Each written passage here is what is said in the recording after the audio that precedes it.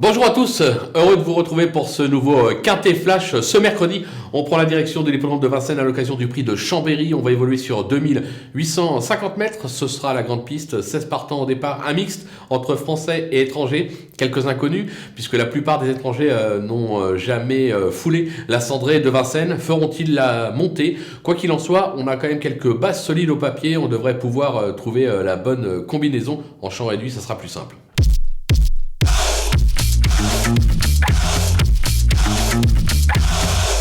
Allez, on attaque avec nos bases, avec le numéro 12, Jason Dragon, qui se montre très appliqué cet hiver. Il n'a pratiquement jamais déçu sur cette piste. Il cherche sa course actuellement et pourrait trouver son jour ce mercredi. Le numéro 9, Uncle Toll, qui n'a plus à faire la preuve de ses qualités. Dernièrement, il a perdu la victoire après enquête.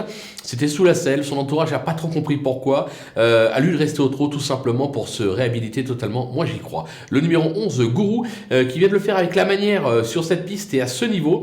En revanche, la régularité n'est pas son fort. Maintenant, son entourage dit que le cheval est extra, capable de doubler la mise. On va leur faire confiance. Les opposants avec le 16, Jinko du Roussoir, qui vient d'effectuer une bonne rentrée sur l'hippodrome de Châteaubriand. Le cheval affiche 60% de réussite sur la cendrée de Vincennes.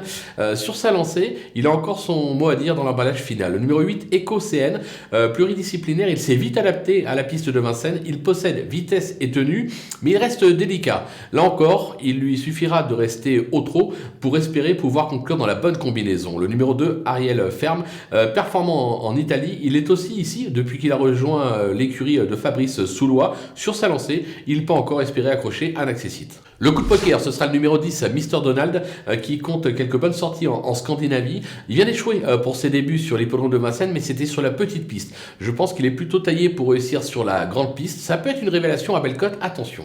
Les outsiders avec le numéro 7, Génial au fort. Alors on va pas se le cacher, c'est pas le meilleur des Bijoux, mais c'est un cheval qui a prouvé par le passé que lorsqu'il était décidé, il avait la pointure d'un tel lot. On va partir du principe que ce mercredi, il sera décidé, donc on s'en méfie. Le numéro 5, Apocalypse Air, sa forme est sûre, comme l'atteste son récent accessite acquis sur la petite piste. Alors il passe un test sur la grande piste, mais s'il passe la montée, justement, il va falloir compter avec lui. Le numéro 14, MT Oscar, qui débute à Vincennes, mais qui aura pour lui d'avoir prouvé beaucoup de tenue en Scandinavie. Je crois de mémoire qu'il a gagné sur un 3140 mètres.